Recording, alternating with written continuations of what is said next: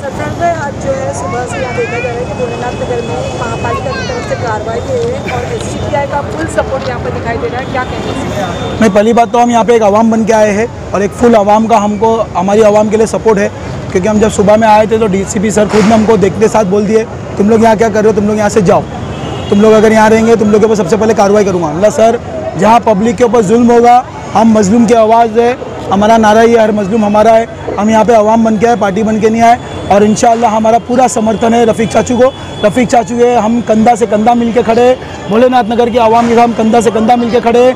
इनके ऊपर जो भी आफत आने से पहले हमारा सीना रेडी है, हमारे से गुजरेगी इंशाअल्लाह। कोर्ट का आदेश है कि कार्रवाई मुमकिन है, होना ही होना है, तो अगर इस पर कार्रवाई के लिए आगे कदम बढ़ता है तो इस पर आपका क्या है? देखिए, हाई कोर्ट के जज ने जो ऑर्डर दे दिया वो दे दिया, वो जज आके यहाँ पे ग्राउंड पे नहीं देख ले कि क्या कार्रवाई हो रही है, समझे। लेकिन जो कार्रवाई हो रही है, जो इसके पीछे जो डिपार्टमेंट है, जो थाना म्यूनसिपल कॉर्पोरेशन के अधिकारी है, इसके पीछे लोग भेदभाव कर रहे हैं। क्योंकि हाई कोर्ट का ऑर्डर है कि जितनी भी इलीगल बिल्डिंग है, जितनी भी प्रभाग समिति है, चाहे वो थाने की हो, कलवा की हो, डीवा की हो, मुमरा की हो, वहाँ सब जगह कार्रवाई होना है। लेकिन 227 बिल्डिंग या कितना बिल्डिंग चाचू ने फिगर दिए थे, उसमें से 25 या 30 बिल्डिंग मुमरा में कार्रवाई हुए, बाकी बिल्डिंग का कोई भी रिकॉर्ड नहीं है कार्रवाई हुई है कि नहीं।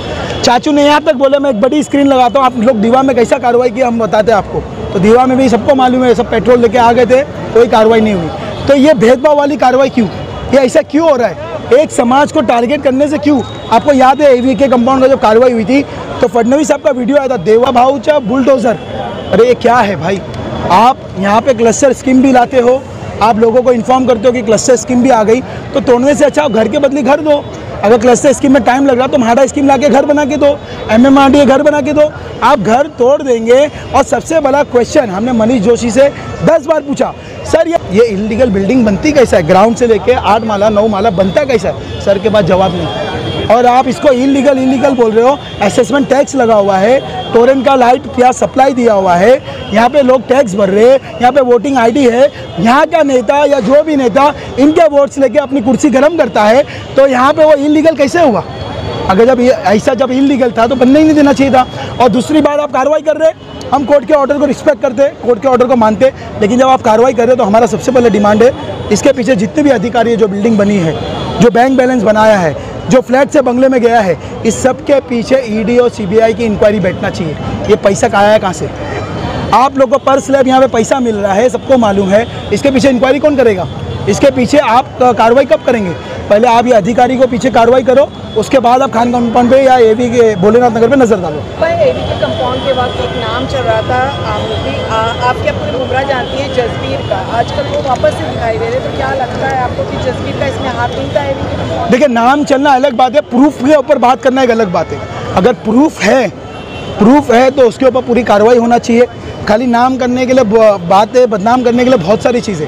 अगर जसबीर का यहाँ पे नाम है और लोगों के पास प्रूफ है तो मैं समझता हूँ इसके ऊपर इंक्वायरी बैठना चाहिए। क्यों अभी तक छोड़ के रखे?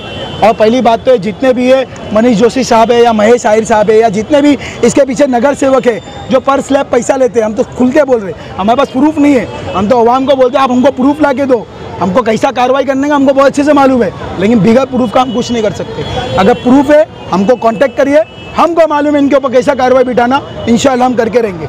और दूसरी बात, ये जितने भी लोग यहाँ पे हैं, ये मजलूम लोग हैं, इनको नहीं मालूम घर कहाँ से लेता है, क्या लीगल है क्या इलीगल है। यहाँ जितने लोग हैं रोज़ कमाने खाने वाले लोग हैं, अपना जेवर बेच के, खेत बेच के, अपना प्रॉपर्टी को गिरवी रख के। मनीष जोशी जो है अधिकारी, उनसे बात की कि अगर इनको यहाँ पर जो है इन लोगों ने तो घर तो ले लिए, पर इनको कोई पर्याय अगर मिल सकता है? रफ़ीक चाचू की बहुत लंबे टाइम तक क्वेश्चन आंसर सेशन चला फेस टू फेस। रफ़ीक चाचू ने टेक्निकल बात में बहुत सारी बातें करी, लेकिन हमको इतना बड़ा अफसोस है, दुख है, जो ऑफिसर यहाँ कार्रवाई करने आ रहा है उसको कुछ भी नहीं मालूम। रफ़ीक चाचू बोल रहे थाना में इतनी बिल्डिंग टूटी क्या, वो पीछे मुंह देख के अपने अधिकारी को देख रहे टूटी क्या। फिर बाद में रफ़ीक चाचू ने बोले आपने यहाँ पे तोड़े, कलवा में टूटी क्या, फिर वो पीछे देख के बोलते टूटी क्या। वो ऐसे अधिकारी है कि उनको कुछ मालूम ही नहीं है। और सबसे बड़ी बात तो जब मनीष जोशी का ट्रांसफ़र हो गया तो आप यहाँ पे जो ड्यूटी करने आए हो, आपको कुछ आपके अधिकारी के से आपको पावर का कुछ लेटर मिला है, अथॉरिटी लेटर मिला है कि आप जाके मुमरा में कार्रवाई करो। वो लेटर हम मांग रहे तो उनको लेटर नहीं मिल रहा, वो लेटर नहीं दिखा रहे। मुमरा में ऐसा लग रहा है आपको कि एक सौतेला व्यवहार हो रहा है? हम खुल के बोल रहे हैं, हम इससे पहले भी AVK कंपाउंड में बोले थे, पैलेस्टीन में मिसाइल गिर रहा है, लोगों का घर तबाह हो रहा है, यहाँ JCB और प्रोक्लेन चल रही है, लोगों का घर तबाह हो रहा है। हम खुल के बोल रहे हैं कि एक तरफा कार्रवाई है, भेदभाव वाली कार्रवाई है, और ये भेदभाव वाली कार्रवाई इनको बंद करना पड़ेगा, क्योंकि हिंदुस्तान और हिंदुस्तान का संविधान कभी भेदभाव नहीं कर रहा है। लोगों में हक और इंसाफ वाली बात किया है, और सब यहाँ बराबर के सम्मान है, सम्मान सबको है, यहाँ पे सब अधिकार है। लेकिन अगर आपको तोड़ना है, हम अभी भी बोलेंगे, आप घर के बदले घर दो। अगर घर के बदले घर नहीं रह सकते, उसका इंतज़ाम करो, उसके बाद घर दो और उसके बाद कार्रवाई करो।